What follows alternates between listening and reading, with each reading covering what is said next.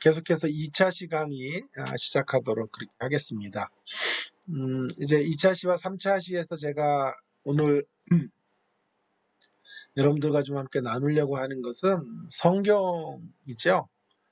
삶을 변화시키는 설교를 목표로 전 하고 있다고 늘 강조하고 있는데, 우리가 이제 구체적으로 성경 강해나 석의로 들어가기에 앞서서 성경이 어떤 책인가 하는 것들을 생각을 해볼 필요가 있겠는데요. 오늘과 또 다음 시간까지 오늘 이제 두 사람 팀 켈러를 중심으로 팀 켈러가 말하는 성경에 대한 이해, 또 3차 시에서 제가 이제 다룰 사람은 실리에라는 제 박사학위 지도 교수예요. 그 지도 교수님이 썼던 책을 중심으로 하나님의 말씀이 과연 무엇인가 하는 것들을 성경이 뭐냐라는 것에 대한 정의를 좀 해보려고 하고요. 다음 시간 1차 시 정도에 2강 1차 시에서는 시드니 그레다너스 제가 칼빈에서 공부할 때 석사 때 지도 교수였죠. 그래서 이제 그분이 말하는 성경에 대한 아무래도 이 세 분이 전부 개혁주의자들이거든요.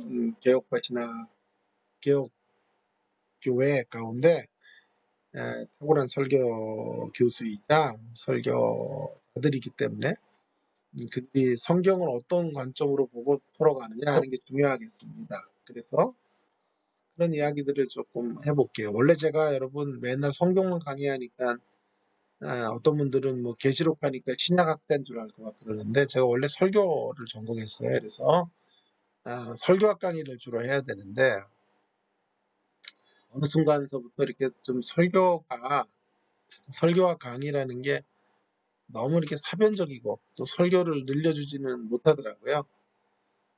그래서 역시 본문에 대한 읽기나 이해가 승부수다라고 생각을 하고 설교학 이론 가지고 여러분이 설교할 수 있는 것도 아닐 테고 해서 주로 이제 제가 어느 순간부터 그래서 성경 강해를 주축으로 설교적인 작상으로 연결하는 그런 수업을 하고 있는데요. 어쨌든 이제 한번 시작을 해볼게요. 제일 먼저 좀 우리가 좀 하려는 내용들은 팀켈러를 중심으로 성경에 대한 이해인데 회중의 삶을 변화시키는 설교를 위한 성경 본문에 대한 이해. 설교는 개인의 견해나 사적인 의견을 전하는 것이 아니죠. 회중에게 하나님의 말씀이 의미하는 바 그분의 뜻을 분명히 전달하는 것이라고 할 수 있겠습니다. 설교자가 회중의 삶을 변화시키는 설교를 한다고 할 때 중요한 전제 조건 가운데 하나는 그들을 하나님의 말씀의 사람이 되도록 하는 것이죠. 회중을 세상의 담론과 그 안에 담겨진 세계의 가치를 사는 사람으로가 아니라 성경이 지시하는 세계와 세상과는 차별화된 정신을 따라 살아가도록 하는 그런 그 하늘의 시민권자들로 하늘의 가치를 구현하는 자들로 살아가게 하는 일들 그것으로 사람을 세우는 것이에요. 설교자로서 우리들이 추구해가는 변화의 방향성은 비록 말씀을 듣는 회중이 사단의 지배 아래 있고 타락한 세상 속에서 이렇게 살아가고 있지만 그 세상에 의해서 휘둘리는 사람들이 아니라 하나님 나라의 거룩한 가치에 붙들려 살아가는 하늘의 시민권자들로 그렇게 살아가도록 하는 것이죠. 이렇게 성경은 변화를 위한 텍스트로 읽고 설교되어져야 한다라고 말하는 것이 마땅할 것입니다. 문제는 우리의 현실이 과연 그러한가라고 하는 건데 우리는 과연 성경을 변화를 위한 텍스트로 읽고 이 성경만이 사람을 변화시킬 수 있는 유일한 어떤 대안이 된다라는 확신으로 설교하고 있는가 하는 것인데요. 유진 피러스는 돌아가셨죠. 자신의 손자 한스의 우스꽝스러운 이야기를 통해서 성경이 어떤 방식으로 읽혀지고 사용되고 있는지를 꼬집고 있는데요. 참 재밌습니다. 어느 10월의 토요일에 유진 피러슨의 아내가 처음 맞는 성찬에 참여하기 위해서 수업을 받고 있는, 성찬에 참여하기 위해서 아마 세례식 같은 거에 이제 거행하기에 앞서서 훈련을 받고 있는 7살짜리 손자아이를 데리고 홀리 네이티비티 교회로 갔는데, 유진 피러슨의 아내와 손자 한스는 함께 차를 타고 버스를 어린이를 위한 원석 특별 전시회가 열리고 있는 지역 박물관으로 향했는데, 가는 내내 두 사람은 점심을 먹기 위해 시립공원에 들렸고, 점심을 먹는 내내 한스는 쉴 새 없이 말을 했다고 하죠. 사실 한스는 교회를 떠날 때부터 쉬지 않고 말을 하고 있었고, 상추에 마요네즈로 자신이 직접 만든 샌드위치를 다 먹고 난 후에 한스는 할머니로부터 약간 떨어져서 공원을 바라보고 있었습니다. 그러고는 책가방에서 조금 전에 목사님께 받은 신약 성경을 꺼내더니 펼쳐서 코앞에 들고는 글자를 따라서 눈동자를 움직이며 경건하게 평상시와는 달리 침묵 가운데 읽어나가는 것이 아닌가. 한참 후에 한스는 성경을 덮고 나서 책가방에 집어넣고, 됐어요 할머니, 이제 가도 되겠어요. 박물관으로 가요. 할머니는 감동을 받았습니다. 그리고 한편으로는 우습기까지 했습니다. 왜냐하면 한스는 아직 글을 모르기 때문이죠. 한스는 아직 글을 몰라요. 한스는 글을 읽고 싶어 합니다. 한스의 누나도 글을 읽을 줄 알고 그의 친구들 몇 명도 글을 읽을 줄 알지만 한스는 글을 읽을 줄 모릅니다. 그리고 자신이 글을 읽을 줄 모른다는 것을 스스로 알고 있죠. 때로는 우리에게 나는 글을 읽을 줄 모르거든요 라고 말하며 자신의 아쉬움을 우리에게 다시 한번 인식시키려는 듯한 행동을 하기도 한다. 피러스는 묻습니다. 글을 읽을 줄 모르는 한스가 신약성경을 읽었다는 것이 무슨 의미일까? 참 천재 피러스는 생각할수록 글을 읽을 줄 모르는 한스가 신약성경을 읽었다라는 게 무슨 뜻일까? 그는 손자 한스의 글 읽기를 하나의 비유로 발전시키며 우리 시대의 성경을 읽는 모습을 연결 지으려고 해요.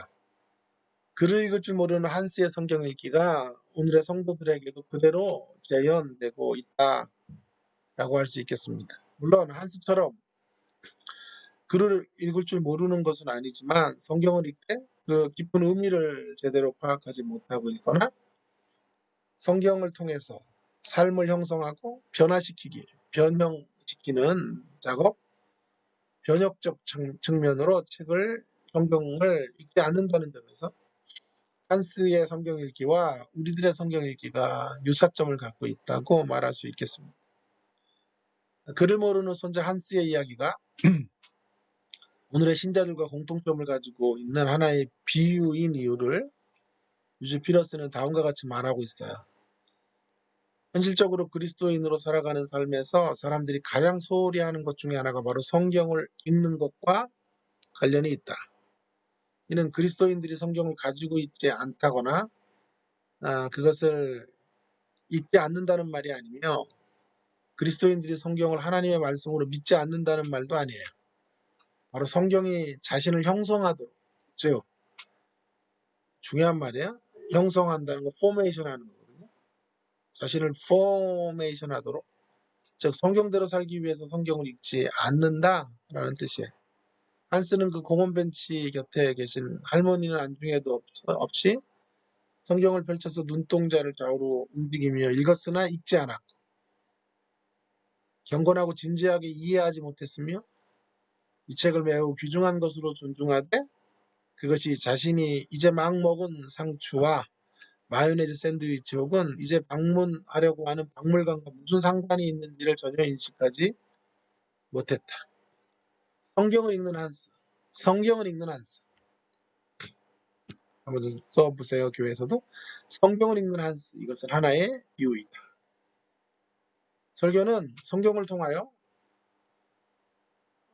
성도들의 삶을 가도록 회중을 돕는데 그 목적이 있어요. 더 이상 교회 안에서 성경을 읽는 한스가 비유처럼 사용되지 않도록 해야 하는 것입니다. 이 면에서 삶을 변화시키는 설교를 위해서 성경 텍스트를 이해해야 하는 건 두말할 필요가 없겠죠. 오늘 팀 켈러의 교례를 중심으로 팀 켈러는 우리 시대의 가장 저명한 설교자입니다. 그는 성경을 어떻게 이해했을까요? 한마디로 복음으로서의 텍스트, 성경을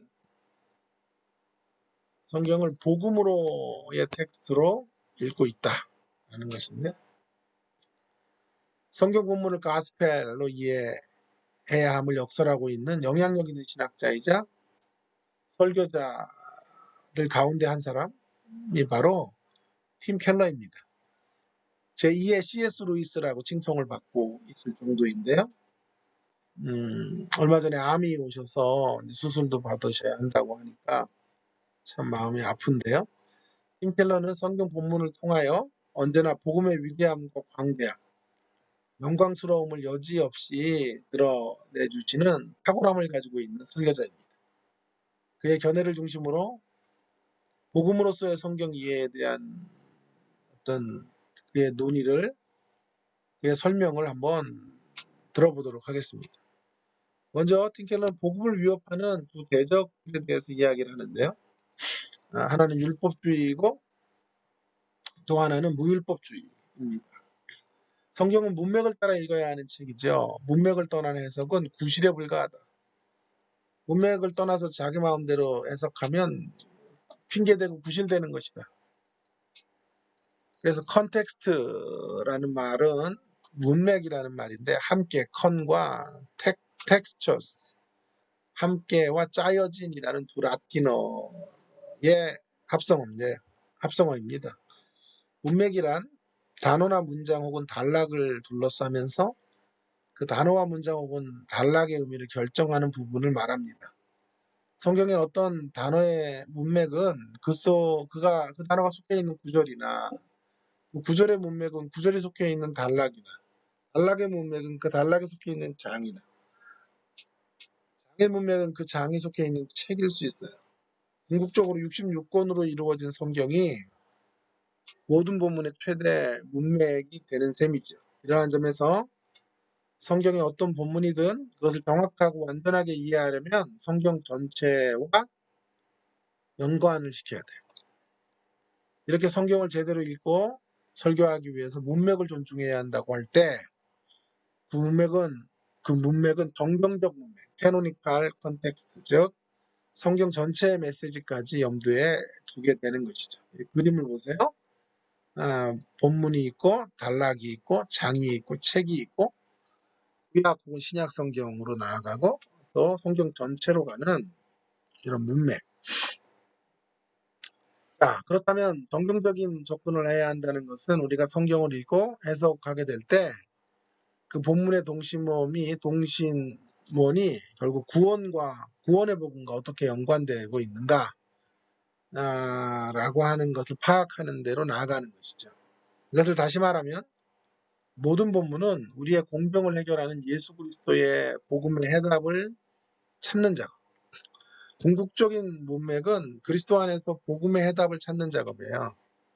어떤 본문이 전체 문맥 안에서 가지는 의미를 알려준다는 것은 곧 그 본문이 전체 성경의 중심 사상인 그리스도와 구원의 복음을 어떻게 가르치고 있는지를 보여주는 것이다 라고 말할 수 있어요. 그래서 성경 본문을 해석할 때 우리가 스스로 구원을 이룰 수 없고 오직 예수님만이 하실 수 있음을, 그 본문이 어떻게 보여주고 있는지를 풀이하지 못한다면 우리의 작업이 미궁 속에 빠질 수밖에 없을 거예요. 다시 말해서 매번 설교를 해야 되고 일반적인 영감이나 도덕적 가르침으로 만족해서는 안 돼요. 성경 본문을 전체적인 문맥과 관계없이 문맥과에 관련해서 복음으로 이해해야 되는 이유가 바로 여기 있는데요. 팀 켈러는 복음을 말하기 위해서는 우리가 피해야 될 두 대적이 있다고 말하고 있죠. 하나는 율법주의이고 또 하나는 무율법주의인 거예요. 그동안 설교자들이 바로 이 두 대적 앞에 속수무책이 되어버리고 말았습니다. 한국교회의 가장 안타까운 부분도 한쪽은 율법주의로 또 다른 한쪽은 무율법주의로 치달아가면서 정작 복음의 핵심적인 내용과 가르침들을 놓치고 마는 것인데요. 자, 차례로 하나씩 생각해 보겠습니다. 먼저 복음의 위대함과 능력을 놓치게 하는 것 중에 하나가 율법주의, 리갈리즘인데, 율법주의라고 하는 것은 우리의 선함을 매개로 우리가 하나님께 빚이 있는 것처럼 생각하고는 그분의 축복을 따낼 수 있다고 보는 관점인데, 이렇게 율법을 지키려고 하는 율법주의, 율법을 지키는 것으로 구원을 얻는 것이 율법주의라고 하면 여러분 안도의 한숨을 쉬면서 빠져나갈 분들이 많을 거예요. 나는 율법을 지키는 것으로 선한 행위를 통해서 구원받는다고 생각하지 않고 믿음으로 구원을 받는다고 확신하기 때문에 율법주의가 아니라고 판단할지 모르겠어요. 그러나 그것은 율법주의가 얼마나 큰 영역으로 퍼져 있는지에 대해서 간과하고 있는 좁은 이해입니다. 이에 대하여 팀 켈러의 말을 들어보십시다. 율법주의란, 잘 들어보세요, 내 선한 행위로 구원을 받을 수 있다는 의식적인 믿음보다도 훨씬 큰 거고 광대한 거예요. 마음의 태도와 성품이 얽히고 설킨 일종의 그물망인데, 자, 우리를 향하신 하나님의 사랑이 우리의 존재나 행위에 조건 지어져 있다는 사상. 그러니까 하나님이 우리를 사랑하시는 게 우리가 이쁜 짓을 해야 사랑하신다고 생각하는 거예요. 내가 무언가를 드려서, 그러니까 윤리적인 선함이랄까 반듯함이랄까 또 신실함 같은 걸 드려서 그분의 일하심을 도와드리고 나를 향한 호의를 이끌어낸다는 태도, 그런 태도가 광범위한 율법주의. 율법적인 정신은 비판에 대한 비판에 대해 너그럽지 못하고 거칠고 지나치게 예민하고 깊은 불안감과 다른 이들을 향한 시기심으로 이끌어가고 자신의 개인 정체성과 자존심이 그리스도와 그분의 무조건적인 은혜에 뿌리박고 기초하는 게 아니라 자기의 행위의 평가와 연관되어져 있기 때문에, 여러분 이렇게 본다면 율법주의는 우리 모두와 걸려져요. 관계 있는 거예요. 내가 보다 반듯하게 살아가야 하나님이 나를 복 주시지. 지성이면 감천이다. 뭐 이런 생각들을 하는 거죠. 이쁜 짓을 해야 이쁜 걸 주신다라고 생각하는 이런 형태로 하나님을 믿으려고 하는 것, 이런 것들이 율법적인 태도, 율법주의라 이렇게 말할 수 있을 것입니다.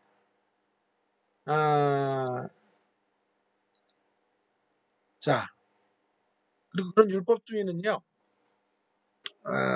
신앙적이고 매우 헌신적으로 드러나는 삶의 모습 속에서도 얼마든지 찾아지게 된다는 거예요. 예를 들면 미셔널리즘, 사명지상주의 같은 것들이 외적으로는 매우 신앙적인 것이고 멋지죠. 사명을 위해 살고 사명을 목숨보다 중요하게 여기는 거죠. 그런데 이런 것들도 율법주의가 될 수 있다는 거예요. 자, 들어보세요. 하나님이 시작하신 위대한 일을 이루느냐 못 이루느냐에 따라 인생의 가치가 결정된다고 믿는 거죠. 하나님이 시작하신 위대한 일을 성취하느냐 성취하지 못하느냐에 따라서 인생의 가치가 결정된다고 믿고 그것을 반드시 성취해야 된다고 생각하는 거예요. 업무를 크게 짓고 뭐 내가 해야 될 어떤 사명들, 과업들을 이루어내야만 된다라고 생각하는 게 사명지상주의인데, 그리고 그 일을 마칠 때까지는 나는 하나님 나를 지켜주실 것이라고 생각하는 거죠. 굉장히 신앙적인 것 같아 보이지만 그 안에 도사리고 있는 우상 숭배의 모습이 있는 것이요. 하나님의 사명을 우상으로 변질시키고 있는 것이죠. 사명은 귀한 것이지만 그 사명도 궁극적인 것이 될 수 없어요. 그러면 우상이 되는 거죠. 설교에서 율법주의는 직설법을 율법적으로 위조하는 것으로 나타나기도 하고 동시에 명령법을 위조하는 형태로 나타나기도 하는데요. 이러한 율법주의들이 어쨌든 교회 안에 팽배해져 있다라고 하는 거예요. 이와 좀 반대되는 정반대 스펙트럼에 서 있는 그래서 복음을 오해하거나 왜곡시키는 견해는 반율법주의, 안티노미널리즘이라는 건데요. 율법주의의 대척점에 서 있기는 하지만 역시 복음의 정신과는 거리가 멀어요. 반율법주의란 이런 거죠. 그분의 말씀과 명령에 순종하지 않고도 하나님과의 관계를 맺을 수 있다는 입장. 율법주의와 마찬가지로 반율법주의에 대해서도 많은 신자들이 쉽게 면죄부를 줘요. 자기 자신의. 그러나 이것도 역시 매우 광범위하게 펼쳐져 있어요. 반율법주의 역시 하나님의 율법을 지키지 않아도 된다는 형식적 믿음 그 이상입니다. 그것은 하나님은 내 공로와 상관없이 나를 사랑하시기 때문에 내가 도덕적으로 살든 비도덕적으로 살든 하나님은 상관하지 않으신다는 생각. 하나님은 나를 있는 모습 그대로 용납하시기 때문에 그분이 원하시는 것은 그저 내가 나답게 되는 것이다라는 뜻. 가끔 이것이 자유인이 되는 유일한 길. 유일한 길은 하나님에 대한 믿음 전부를 내버리는 것이라는 신념으로 전이되기도 한다. 믿음 없어도 된다는 거예요. 하나님 사랑하면 되지. 하나님 사랑이신데. 그러면 율법의 테두리도 벗어나고 하나님의 정해놓으신 바운더리를 깨뜨리면서도 퀘사라세라 마음대로 살아도 되는 것처럼 가는 것이죠. 너무 쉽게 하나님을 사랑의 하나님으로 받아들여서 어떤 죄에 대해서도 용서와 죄사함의 길을 허락하신다라는 태도. 그래서 오직 그 하나님 안에서 자기를 찾으면 되는 거예요. 자기를 발견하면 되는 여행. 굉장히 멋있는 심리학이나 이런 데서 가르치는 것 같지만 사실 그것이 성경의 가치가 아닌 거죠. 하나님은 사랑이시면서 동시에 죄와 단호한 결별을 선언하시고 인생을 때로 심판하실 수 있는 진노와 심판의 하나님이시기도 한 거죠. 이런 사실들. 특별히 또한 하나님의 말씀은 제3의 용도, 개혁주의 신학이 말하는 제3의 용도로서 기능을 갖고 있어요. 구원받은 자들이 살아가야 될 삶의 원리들, 삶의 규범들을 말해주고 있는 것이죠. 그래서 복음의 이 두 대적은 율법주의와 무율법주의인데 상반되는 듯 양 극단의 자리에 있는 것 같지만 예를 들어서 한쪽은 도덕적이고 규율을 철저하게 지키는 모습, 다른 한쪽은 고삐 풀린 망아지처럼 어떤 절대 기준들을 갖고 있지 않는 방중의 길로 나가는 거죠. 그러나 실상은 내적으로는 차이가 없어요. 두 입장 모두 자신들의 문제를 해결할 수 있는 복음의 위대한 처방을 거절하는 것이고 스스로 영적 구원자임을 자처하고 있다는 점에서 공통점을 갖고 있는 것이죠. 우리가 성경을 설교한다고 할 때 바로 이 두 관점으로부터 벗어난다는 뜻이에요. 율법주의와 무율법주의로부터 자유로운 복음, 거기에 안에 저촉되지 않는 복음을 전한다. 그래서 팀 켈러는 율법주의와 무율법주의를 같은 배에서 나온 이란성 쌍둥이다라고 묘사하면서 이 두 가지를 아주 지혜롭게 우리가 극복해야 된다고 생각하고 있는 거죠. 율법주의를 피하다가 무율법주의로 가도 안 되고 무율법주의를 피하려고 율법주의로 가도 안 되는 거죠. 그러면 복음이 뭔가 하는 것이죠. 복음이라는 것. 그래서 복음 중심적인 설교를 해야 된다라고 생각할 때 복음이 뭘까요? 한마디로 복음은 예수 그리스도의 어떤 캐리그마죠. 예수 그리스도의 생애와 십자가의 죽음, 부활과 다시 오심을 선포하는 것. 그걸 김은영은 복음이다. 이렇게 말을 했고 복음에 대한 가장 명료한 정의는 고린도전서 15장 1절부터 8절. 형제들아 내가 너희에게 전한 복음을 너희에게 알게 하노니 이는 너희가 받은 것이요 너희 가운데 선 것이라. 너희가 만일 내가 전한 그 말을 굳건하게 지키고 헛되이 믿지 않냐면 그로 말미암아 구원을 받으리라. 내가 받은 것을 먼저 너희에게 전하노니 이는 성경대로 그리스도께서 우리 죄를 위해 죽으시고 또 성경대로 사흘 만에 다시 살아나시고 바울이 설파하고 있던 복음은 한마디로 그리스도의 죽으심과 부활이에요. 자, 죽으심과. 근데 여기서 우리가 중요한 건 죽으심과 부활이라고 할 때 십자가 사건이죠. 어떤 기독교 일각에서는 십자가만 전하겠다 그래서 모든 메시지를 다 십자가로 귀결시키고 있는 것을 보게 돼요. 예. 그러면 그게 보수적인 걸까요? 그렇지 않아요. 왜냐하면 십자가가 중심인 게 맞지만 핵심이죠. 기독교 복음에. 그러나 기독교 복음은 왕의 복음이에요. 또. 그래서 기독교 복음이 갖는 중심성과 통합적 혹은 기독교 복음이 갖는 광대함 이런 것들을 함께 고민을 해야 돼요. 기독교 복음은 결국 그리스도를 십자가 사건을 정점으로 한 하나님 나라의 모든 영역이죠. 그 영역 속에서 복음은 작동하게 되는 것이니까. 그래서 그런 차원에서 본다면 복음은 십자가 사건이 있지만 더 크게는 하나님 나라의 전망으로 세상을 바라보고 살아가는 거 말할 수 있겠어요. 그래서 협적인 의미로의 복음은 예수 그리스도의 십자가 부활을 통한 구원 사역이라고 한정 지을 수 있어요. 더 추격하면 십자가 사건이에요. 맞아요. 그러나 그건 핵심이라고요. 복음의 핵심을 말할 때. 그러나 이러한 정의에만 집중하면 모든 설교를 십자가로만 풀어야 돼요.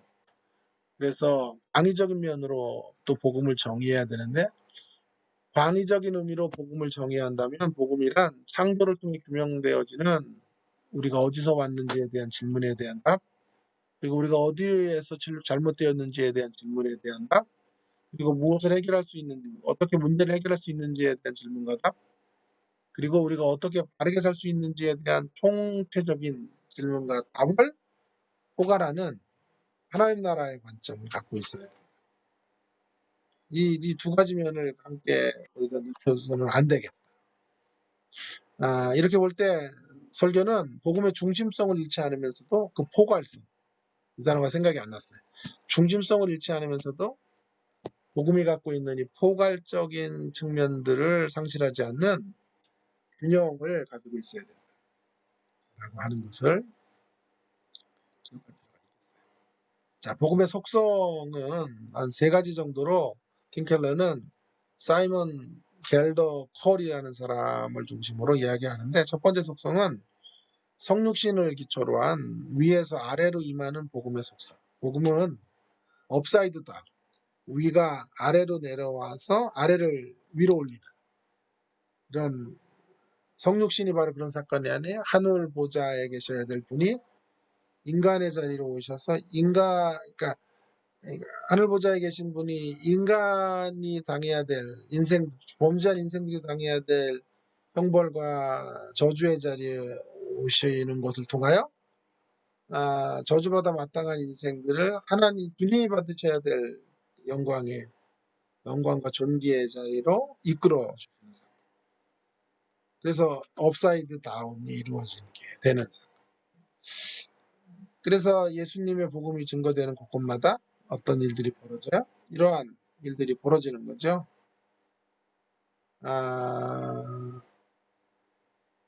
어린아이가 주류가 되고 지혜로운 자들이 복음의 외인이 되고 여자가 주인공이 되고 힘있는 남자가 주변인이 되고 이런 놀라운 반전과 또 역전의 드라마들이 업사이드 다운 킹덤의 성격을 갖고 있기 때문에 펼쳐지게 되는 것이죠. 그래서 그게 바로 성육신을 기반으로 한 복음의 이해. 두 번째 속죄를 기반으로 한 복음의 속성은 안에서부터 밖으로 임하는 복음. 속죄는 우리의 내면을 단번에 깨끗하게 하시는 거니까. 그래서 기독교가 추구해가는 건 내면이죠. 내면에 가지. 속사람의 강건함. 인사이드 아웃 가스펠. 인사이드에서 밖으로 흘러가는. 인사이드 아웃 가스펠로 복음을 이해해야죠. 율법이라는 건 뭐예요? 정반대죠. 밖에서 안을 옥조이는 거. 외적인 형식 같은 걸로 사람을 숨막히게 하는 건 종교예요. 진정한 복음은 내면에 충만한 것들로 흘러넘치게 하는 속죄. 또 한 가지 중요한 것이 세 번째가요. 이제 부활과 함께 미래를 앞서 경험하는 forward back gospel. 그러니까 upside down kingdom gospel, upside down gospel, 또 inside out gospel, 또 forward back gospel이라는 거죠. forward back이라는 건 미래에 경험해야 될 것을 앞서서 앞당겨서 우리가 살고 있는 이곳에서 경험하게 되는 그와 같은 일들을 의미하는 것이죠. 그래서 우리가 종말론적으로 산다라고 하는 것은 다른 의미가 아니에요. 오늘 뭐 지구 종말이 온다고 해도 사과나무를 심겠다 이런 얘기도 했지만 또 어떤 이들은 주님의 종말을 기다리면서 기도원에 들어가서 주님을 낮에나 밤에나 주님 오시기만을 간구해요. 그런 게 종말론적 신앙이라고 생각했으나 성경이 말하는 진정한 종말론적 신앙이란 그런 것이 아니에요. 성경이 말하는 진짜 종말론적 신앙은 어떤 것이죠?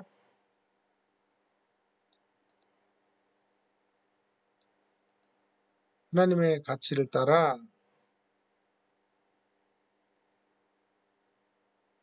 그 최종적으로 완성될 하나님 나라의 정신을 여기서 살아내는 거죠. 그러니까 forward, 앞서 있는 것들을 back, 뒤로 가져오는 거예요.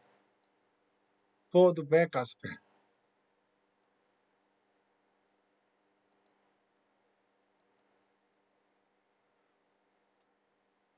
지금 여기서 그저 미래에 경건하게 기다리는 차원의 종말이 아닌 미래를 지금 here now에서 경험하는 거죠. 이게 바로 종말론적이었어요. 미래를 앞당겨서 살아가는 삶. 자, 네 번째로 띵텔러가 제일 저에게 인상 깊었던 건 종교와 구별되어지는 복음의 길을 말하고 있다고 하는 건데요. 제가 이것은 이제 교회에서도 새벽기도 때 한번 썼는데 참 성도들이 좋아하더라고요. 종교와 복음이 어떻게 다른지. 간단하게 이 도표만 봐도 은혜가 돼요. 종교는 나는 순종한다. 그러므로 나는 용납받는다. 복음은 나는 용납받았다. 그러므로 나는 순종한다. 그러니까 그 얘기 좀 더 하기 전에 복음의 기초 위에 서 있는 것 같지만 그럴싸한 모조품을 붙잡고 있는 경우가 허다하며 지극히 복음의 위대한 능력에 사로잡히지 않으면 다시 종교의 자리를 전락하게 돼요. 이 두 가지의 체계를 따라 살아가는 두 사람이 교회 안에 나란히 있을 수 있는데 겉으로는 구분이 안 돼요. 하나님의 법에 순종하고 기도하고 헌금하고 좋은 가정을 만들려고 노력하는 것 같아요. 그러나 둘은 근본적으로 전혀 다르다. 전혀 철저하게 다른 정신을 따라 살며 완전히 다른 종류의 내적 인격을 가지게 됩니다. 물론 그 중에 한 사람은 종교는 심지어 완전히 길을 잃을 수도 있죠. 그 중에 한 사람은 복음에 이끌려가는 사람도 계속해서 받고 갱신되지 않으면 자연스럽게 종교를 미끄러질 수도 있어요. 복음과 종교에 대한 그래서 이해가 분명히 필요한데 자 3차 시에서 제가 더 조금 있다가 강조하도록 하겠습니다.